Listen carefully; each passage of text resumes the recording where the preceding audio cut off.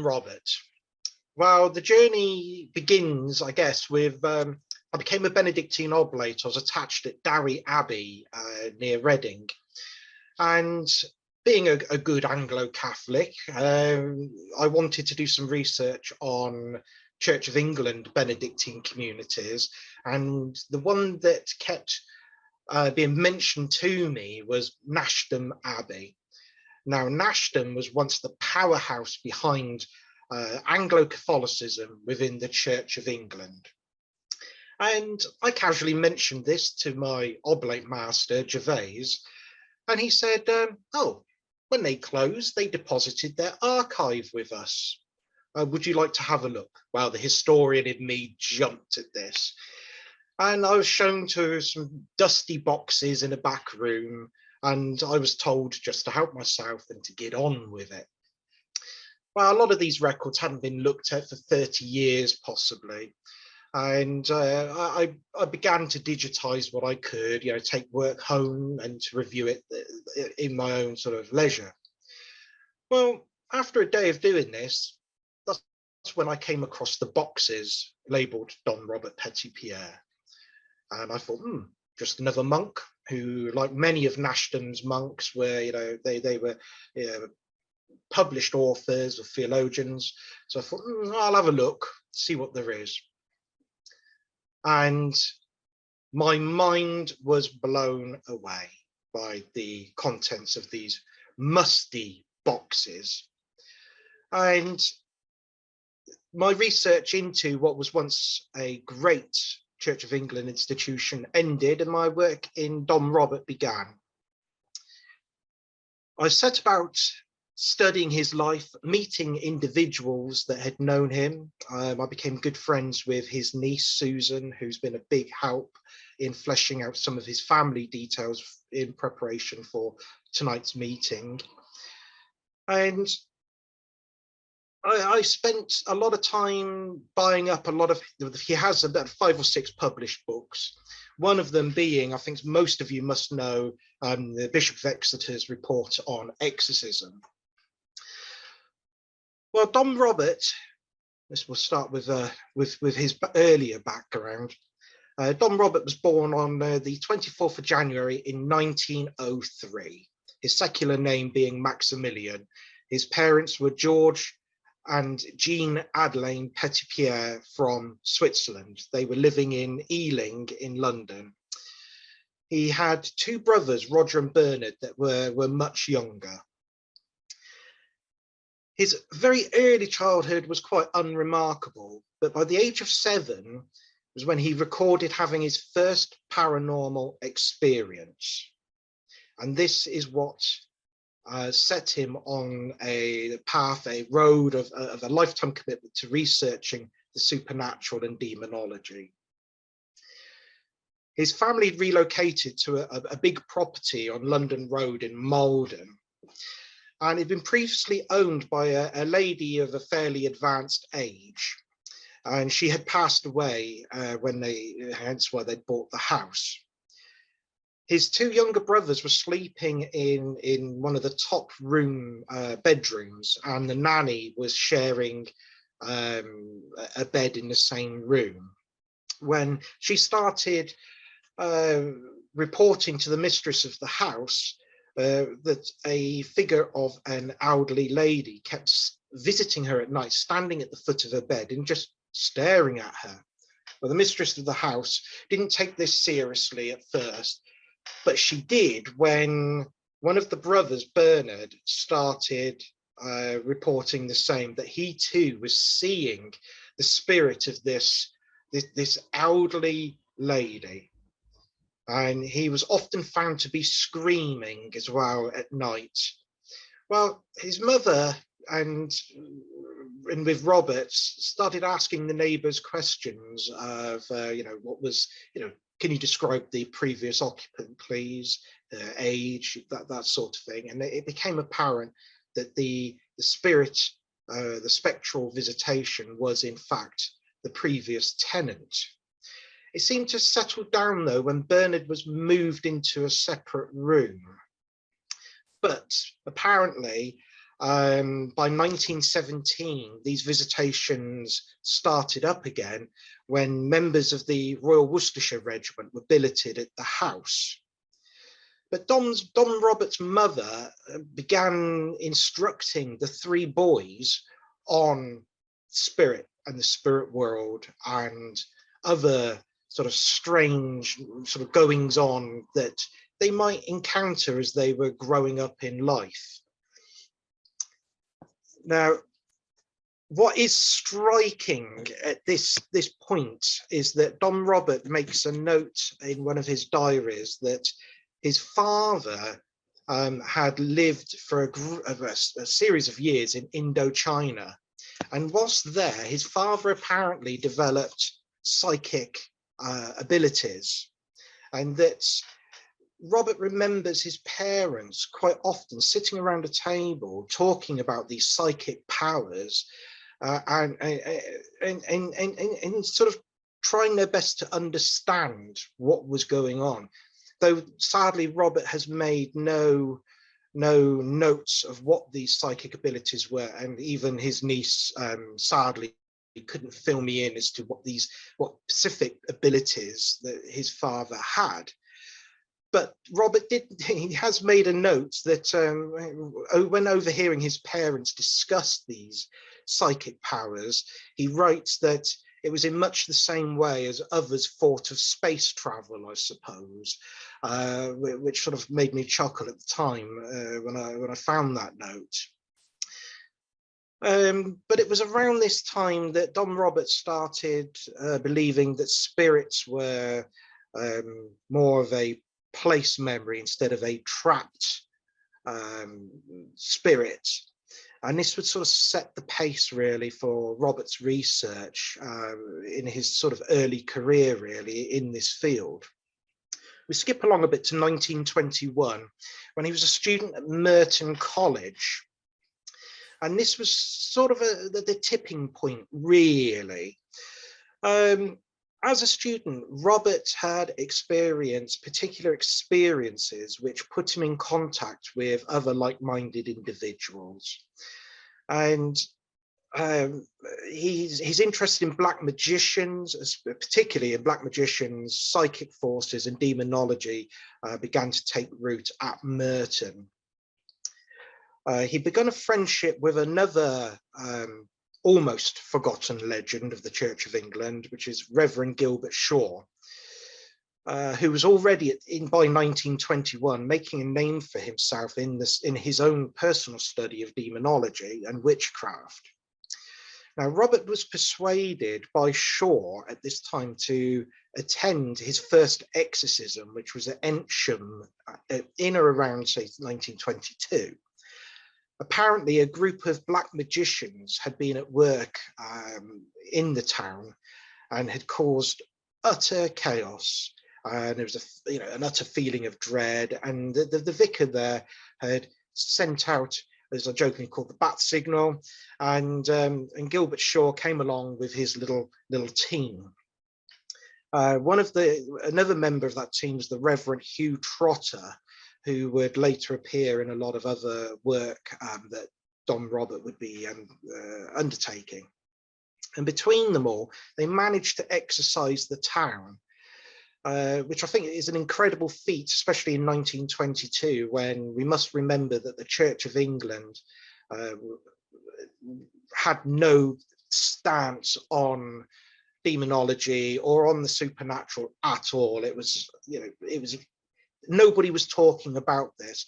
So for some, say, early Church of England students then to come along and a vicar, this must have been pretty incredible, groundbreaking, quite possibly. And by 1923, Robert met Gregory Dix, who would later join him at Nashton.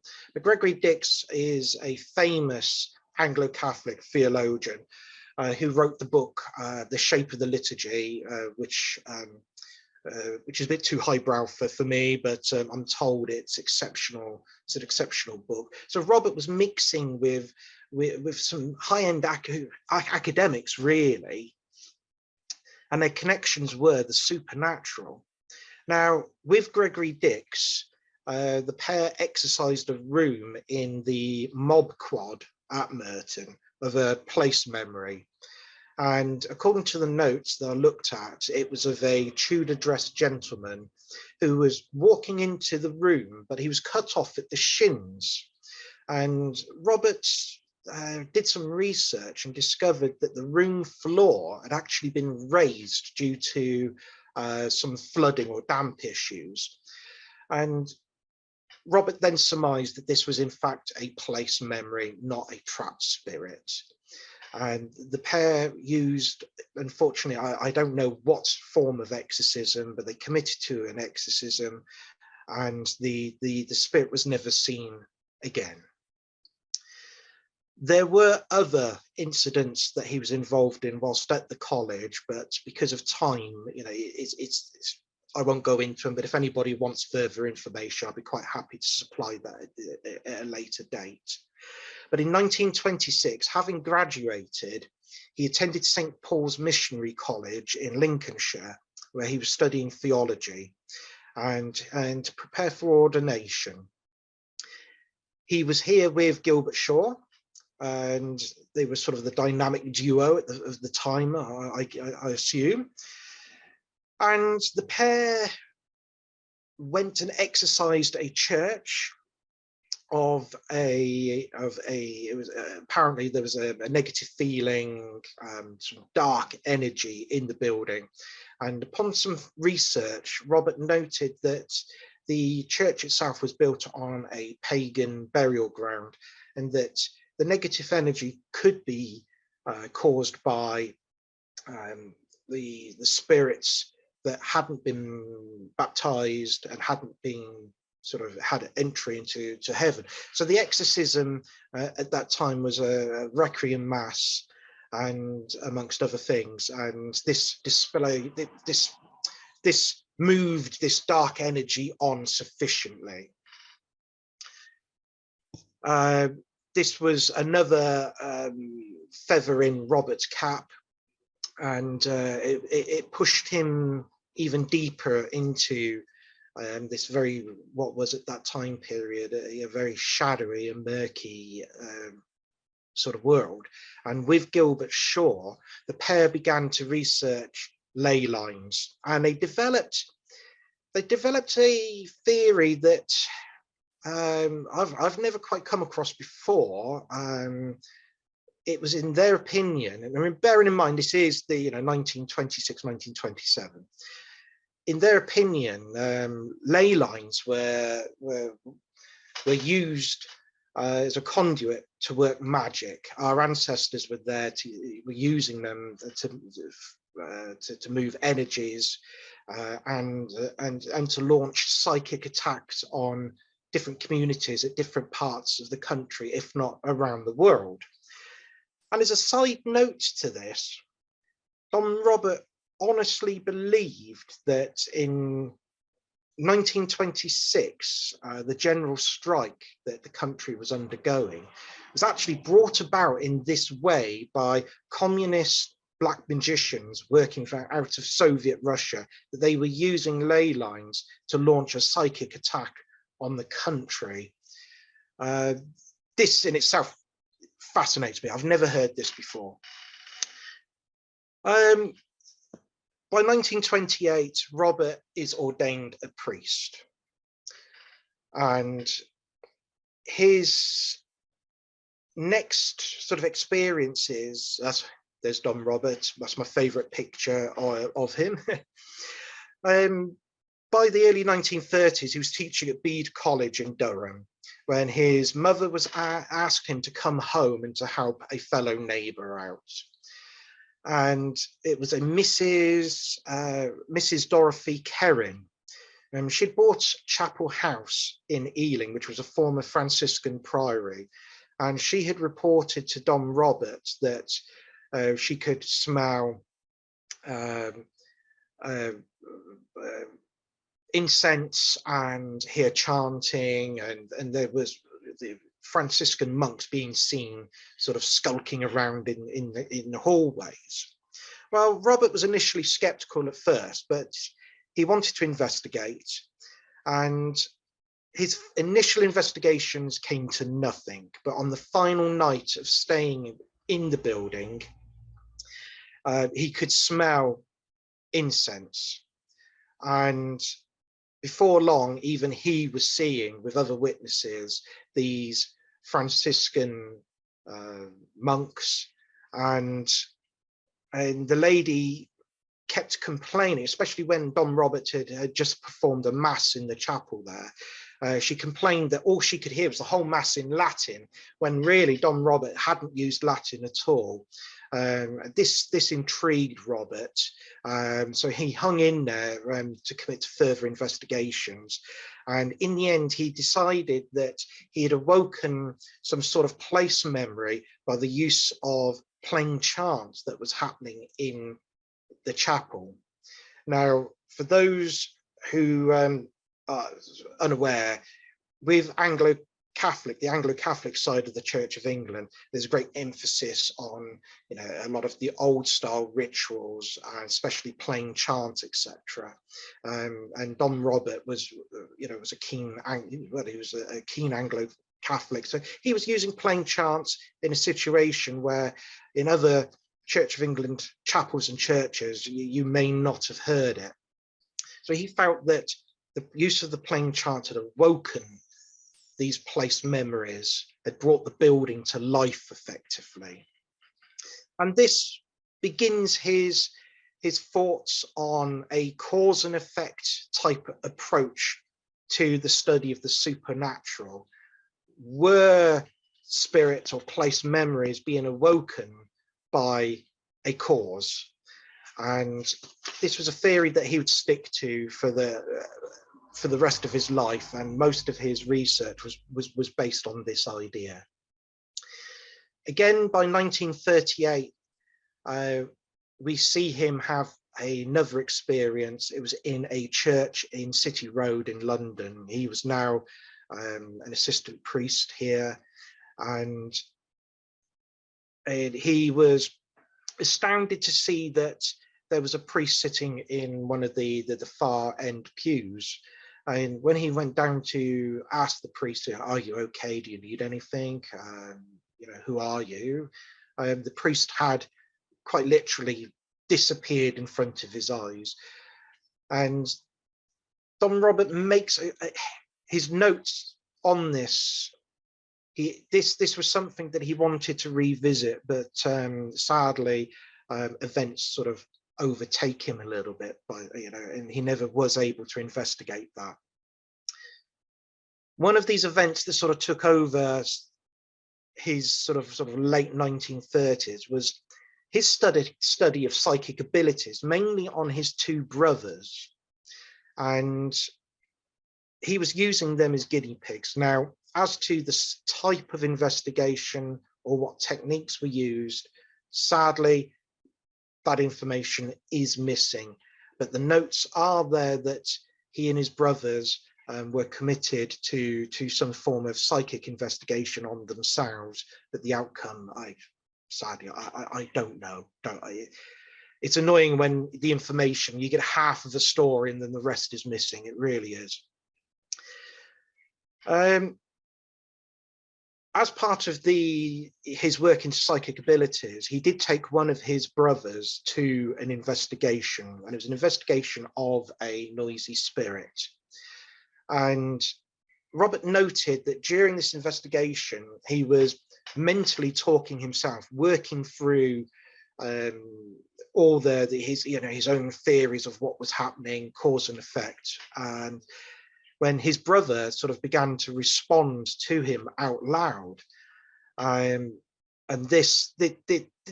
sadly, Dom Roberts, this was Susan's father that was there. It was Susan that gave me this story, and she's adamant that her father could read minds.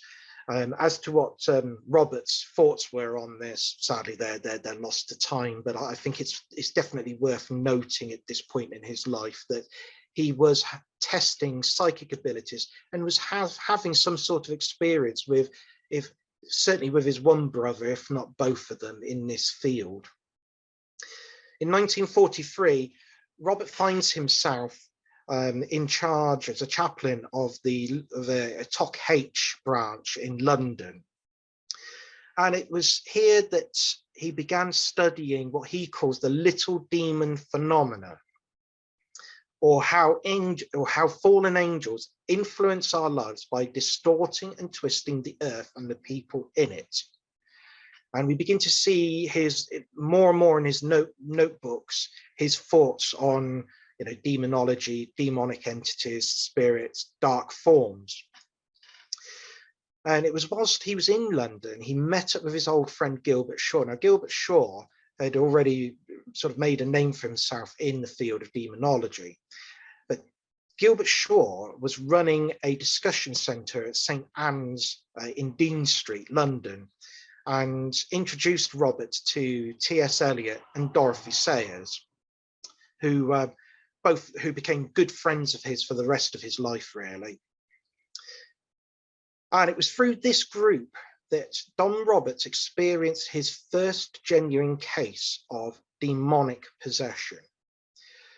Now, I'm not sure if in any archive of T.S. Eliot or Dorothy Sayers, if they've left any notes, but Dom Roberts left a sort of a brief rundown. It was himself, it was Sayers, it was Eliot, it was Gilbert Shaw, and a few others.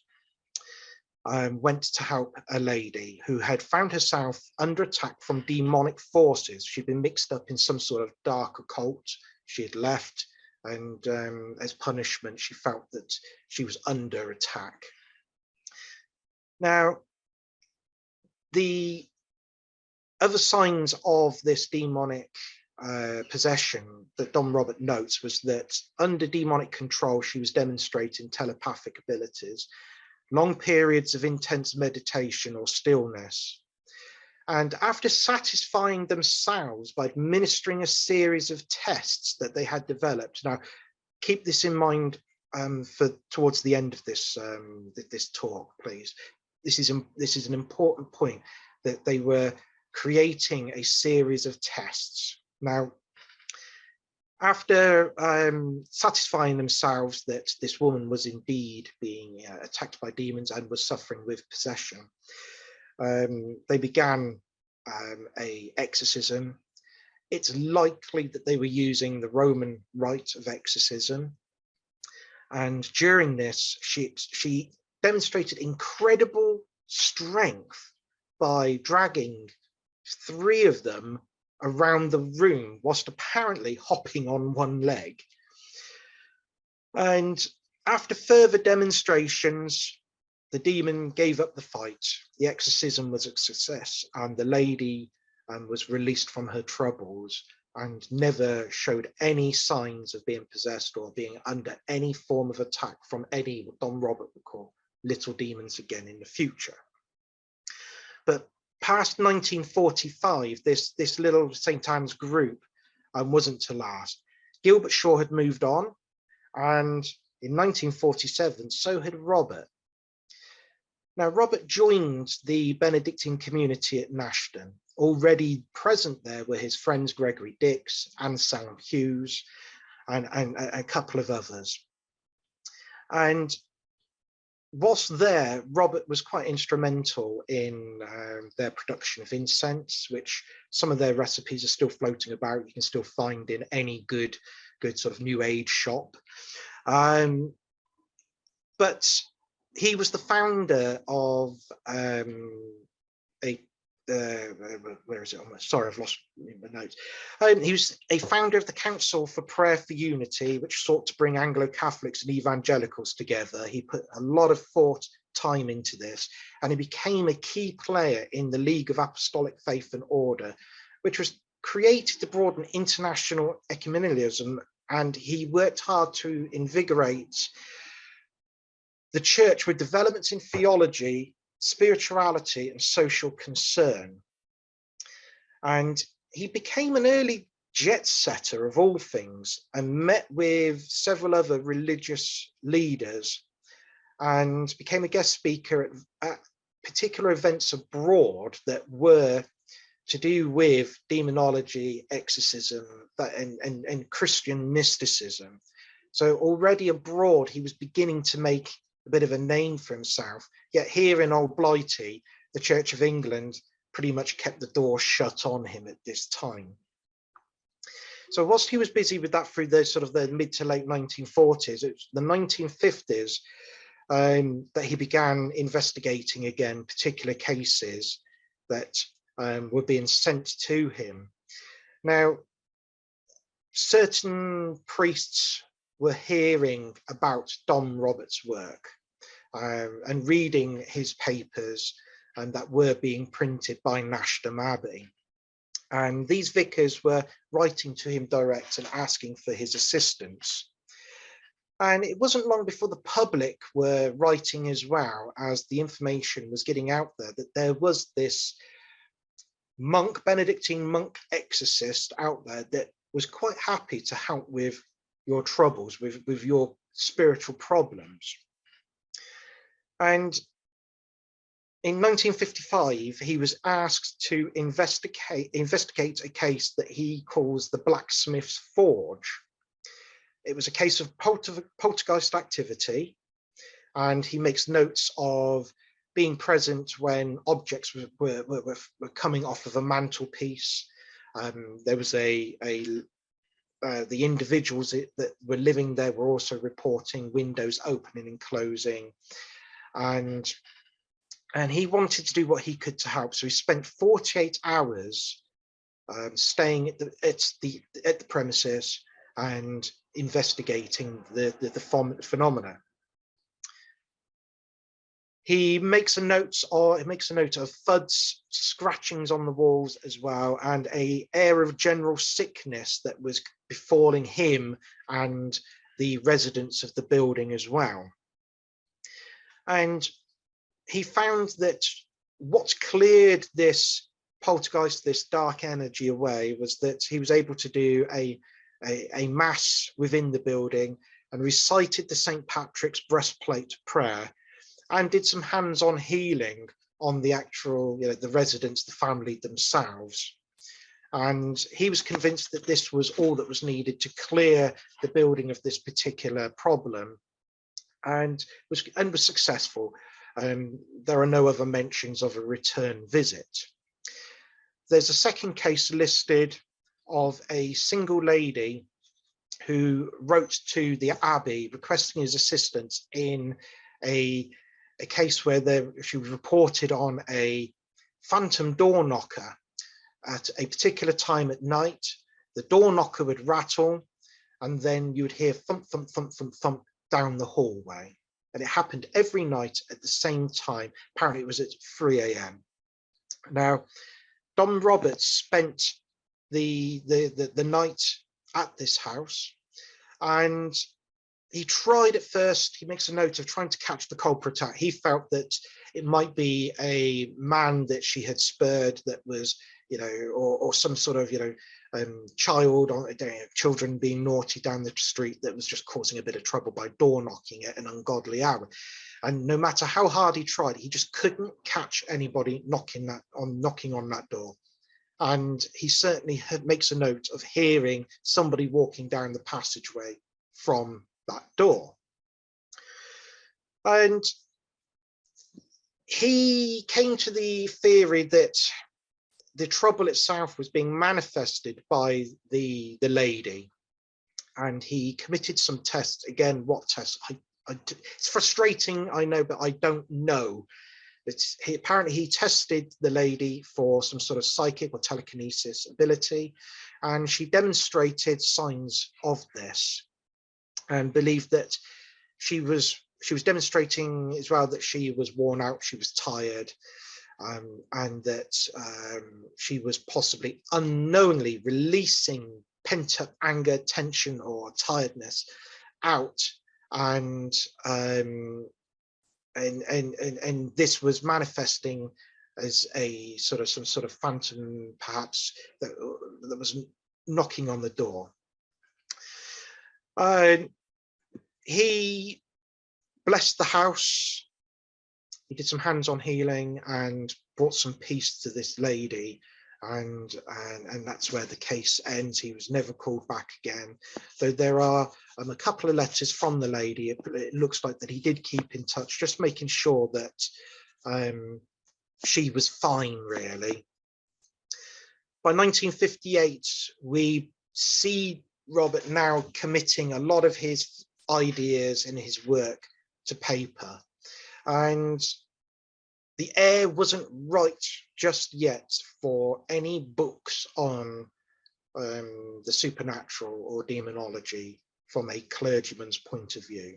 So his early books was that he acted as the editor for the Treasury of Devotion, and he wrote several prayer books, typical bulk standard sort of work, really, from that time period. A lot of these books are though not published now, are available on eBay if you want to take a look. But it was around 1958-59 that we start seeing the foundation work for the Bishop of Exeter's report, which is a huge milestone for the Church of England. And it was a work that was it started off with a study group. In that study group were 3 particular characters. One of them, some of you must know, and that is the Reverend Donald Omand, and there was Gilbert Shaw. That's Christopher Neil Smith, who we'll come to in a moment. That's flashing up on the screen. There's Donald, who we will return to shortly, and there's Gilbert Shaw, and they were meeting up with other clergymen and discussing really their theories on black magic, demonology, the supernatural, and importantly exorcism, and what were the correct methods of exorcism. The Church of England would not take them seriously, not one bit. And here's a picture. It's also upon your screens is Dom Robert in the library at Nashton, and flitting around it is Nashton Abbey itself, smoking his pipe here with the Abbot Augustine Morris. Dom Robert was fond of his pipe. The Church of England, as I mentioned earlier, had long abandoned its stance on exorcism and the supernatural.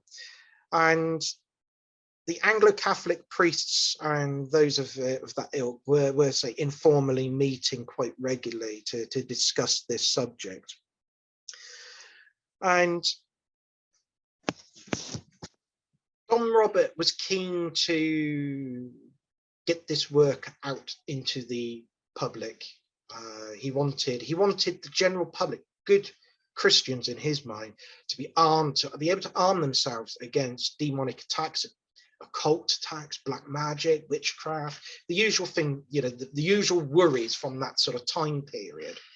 So he managed to get the interest of the Bishop of Exeter, and the bishop began to join them in these meetings and felt that he could promote their work, and formed the early commission on exorcism.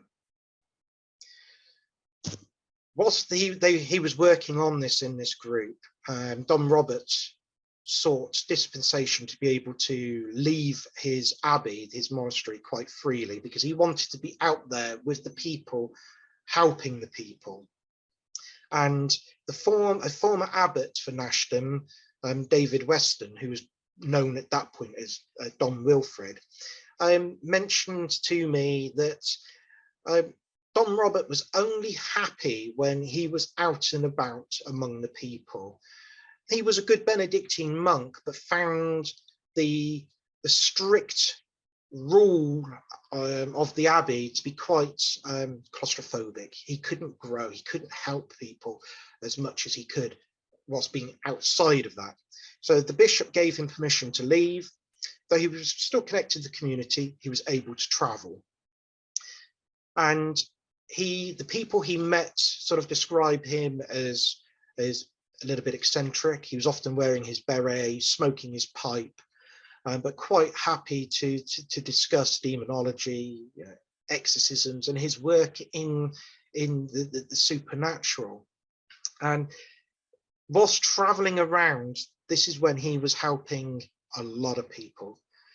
His case books run a bit thin on the ground, sadly, for a reason which I will mention later, from this sort of period onwards. But I know there was one story I came across where a gentleman was found himself sitting with him in a train carriage. I think it was on the way to Oxford, and found Dom Robert to be a particular interesting sort of character to talk to. Though on what subjects, I don't know. So through the 60s, he's traveling, he's performing exorcisms, he's trying to get the word out there, especially amongst the Anglo-Catholic communities and the wider church, of this form of what was now being dubbed by many as deliverance ministry. This is sort of an early mention of this form of ministry. And by the 1970s, that's when things sort of get ramped up significantly. We see the Archbishop of Canterbury, Michael Ramsey, he takes an interest in the Bishop of Exeter's little study group and the work that they're doing to put together a report. And the study group then is formalized into a commission. And by 1974, the Bishop of Exeter's report is released. And the majority of this work is written by Dom Robert, Father Gilbert Shaw, and Reverend Donald Amand. And there is, for those who can lay their hands on a copy, you will know, but for those who can't, there are several formulas for performing exorcisms, as well as the guidelines of how to judge if someone's possessed, or if there are how to test situations within a house. Now, these guidelines, I'm sure, were built upon those guidelines that the little group I mentioned earlier from St. Anne's House had formulated, especially for the use in the exorcism of that lady that I had mentioned. So there's a couple of decades here where these people had time to refine these guidelines. A lot of these guidelines are still used today by the Church of England. As to his work in the supernatural in the 1970s, especially the early 70s, I can only glean from newspaper cuttings that he was quite active, mainly promoting his form of deliverance ministry. He was involved in some cases, what I don't know. But he was keen to make sure that if he was talking about it in public, that the general public were being made aware that deliverance ministry was now becoming a thing. The Church of England was now taking all of this seriously. It didn't help, mind, that you had films such as The Exorcist and other films of that ilk being released that was causing widespread panic as well.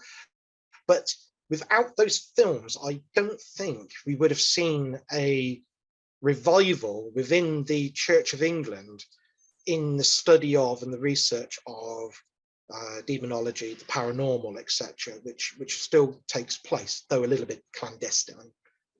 But Robert wanted these out in the public. He wanted to create an army within the Church of England from all the priests. He wanted all the priests to become experienced enough to fight the devil effectively. Now, one case that really does jump off the pages is one from 1974 that Dom Robert was involved in as an advisor. And it's when I found the paperwork on it, I damn near fell out my seat. I've got to admit, I'd never expected this. But he was involved in the Michael Taylor trial, which at that time was known as the ASSAP murder case, where Michael Taylor claimed that when he committed the murder, he was possessed by a demonic entity. And this was the first trial of its time that this defense was used. And Dom Robert was asked to come in as an advisor to evaluate the evidence and to give his opinion on if Michael Taylor was actually possessed.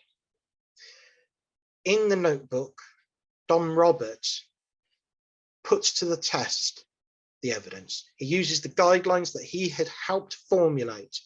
He read all the transcripts from the police. He spent a lot of time and energy on this, and he was of the opinion that Michael Taylor was not possessed. He didn't pass the test effectively. That Michael Taylor, he mentions in his notes that Michael Taylor, he felt, was a mentally disturbed individual, and that Michael had undergone a botched exorcism, and that this did not help. And he felt that the only way that Michael Taylor could make sense of his mental problems was to claim that it was demonic. That was used in the case. And then I sort of woke up, paid a bit more attention as well when it was mentioned in the latest Conjuring film. I was sort of sat there and when it came out in the theatre, and I wanted to leap up and point when they said Michael Taylor. I was like, my boy, Dom Robert, he was there. You know, got a little bit excited. Anyway, also in 1974, we see he was being interviewed on national TV as well, more and more and more. And one of these documentaries still exists. It's on YouTube, and it's called This Dracula Business. CJ, if you could bring up the still, please. But there is a still somewhere in the presentation of it. At the end, Dom Robert appears towards the end, and keep going.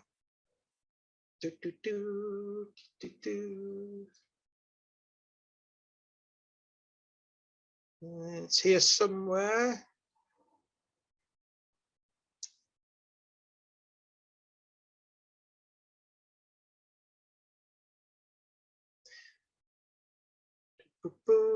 I'm sorry, I actually can't find the picture.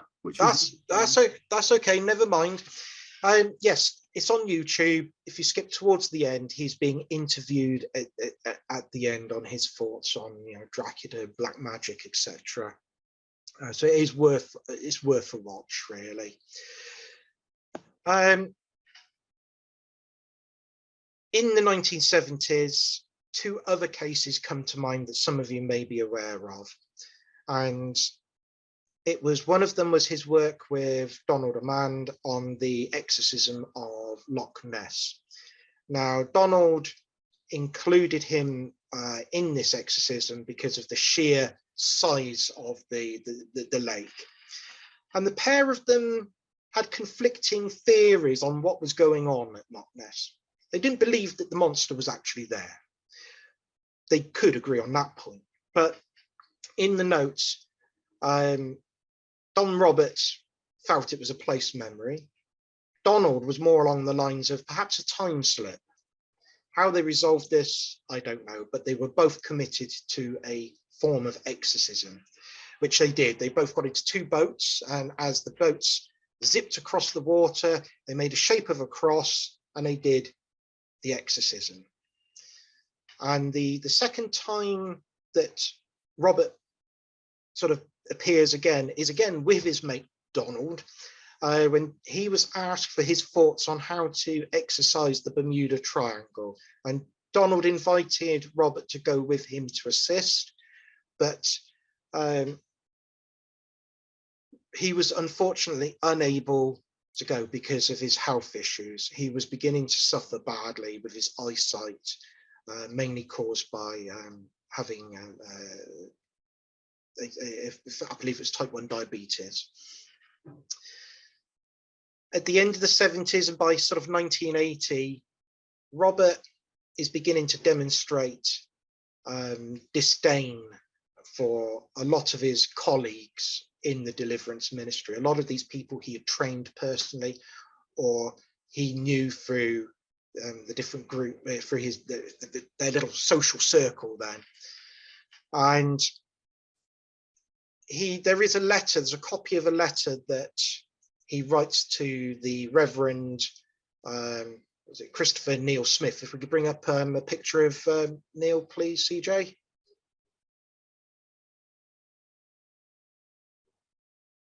There we go. Now, in this letter, Robert points out that it was people like Christopher that, through their super hype then of exorcism and the Deliverance ministry, were risking his lifetime's work, really, and those of Gilbert Shaw and others, because these people were constantly in the media, and not for the right reasons. And as we can see, this particular picture of Reverend Christopher is from a series that was taken for a newspaper, and it's him performing a hands-on, what we nowadays call a healing, really, but it was part of the form of exorcism. And this is the tamest picture out of the lot. It gets pretty wild, not because of the individual he's trying to help, but because of his own antics that Dom Robert was writing to him about and saying, you need to cut this out, because, you know, we've worked so hard to push this form of ministry back into the light that these antics will make us a laughing stock and push it back into the dark. And Dom Robert was adamant that he and his brethren then were not going to go back to working in the shadows, that there needed to be an open discussion on exorcism, psychic ability, the full shebang. But these antics were making a laughing stock of their work, no matter how good the intentions were, say, of Christopher Smith. I don't know what Christopher's response was, but I do know that towards the end of his life, he personally, it was in an interview, he personally mentions that he felt ashamed for all the years that he really hammed up exorcism and his Deliverance ministry, and that he was at his happiest when there was a camera in front of him and he could really play up to it. But in his old age, he deeply, deeply regretted this. So Dom Robert was onto something by calling it out at such an early stage of the creation of Deliverance ministry, really. And Dom Robert was busy releasing books. He released his book on demonology, which is a brilliant read if you can get your hands on it. It's very rare to find. I'm just trying to, it's the one book I didn't take out the bookcase. But if we can move on to the slide, please, CJ, of the two books. Sorry, yeah, there's a delay between me pressing the button and it moving, unfortunately. There we go. So Exorcising Devils is definitely worth a read if you want to hear more about Dom Robert's theories and viewpoints on on exorcism and deliverance ministry. I do recommend it. And he was also writing to, at this time I've seen letters where he's writing to other of his friends out of his little circle that were busy releasing books. Other notable authors that were writing on this topic was Father Jack Dover Wellman, Reverend Alwyn Roberts, and of course Donald Amand, who released a series of books as well. So he was quite happy to support those that were taking the deliverance ministry quite seriously. And some of these characters were people that he'd been in touch with since, you know, the 1920s, really, when they were sort of acting in a clandestine manner, really, to investigate strange phenomena. But by now, his health was suffering badly, and he was in and out of hospital. And he went to investigate a case, and I'm told that when he returned because of illness, he was very nearly in a coma, a diabetic coma, when he was rushed to hospital from Nashton. And his heart was failing, and sadly he passed away on the 20th December in 1982, and he was buried by his monastic community, his family, and David tells me that those from his paranormal sort of circles were there as well, and it was a bit of a who's who of the time period of those sorts, really. And as in traditional Benedictine sort of style, when a monk has made a name for themselves as a theologian or as an author, etc., the room is quite literally packed up and stored away as is, ready to be sorted. And Dom Robert's stuff was sorted through. And this is where certain cases and notes have been lost. So it was frustrating when I was digitizing a lot of this stuff, because Dom Robert was constantly referring back to cases that he'd worked on, but the folders were either there but empty or completely missing. And I tried to get to the bottom of why this was, and I spoke to, at the time of, it was Abbot Jeffrey at Derry, who's their archivist. I said, why would his community do this?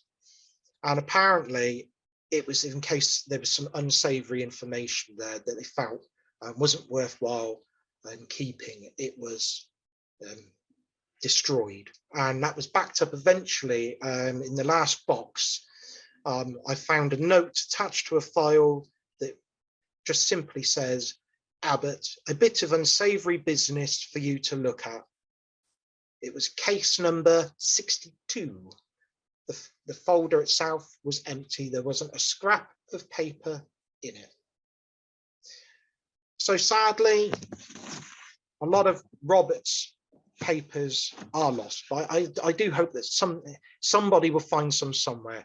The Nashton community didn't entirely die off. It moved to another site and became Almore.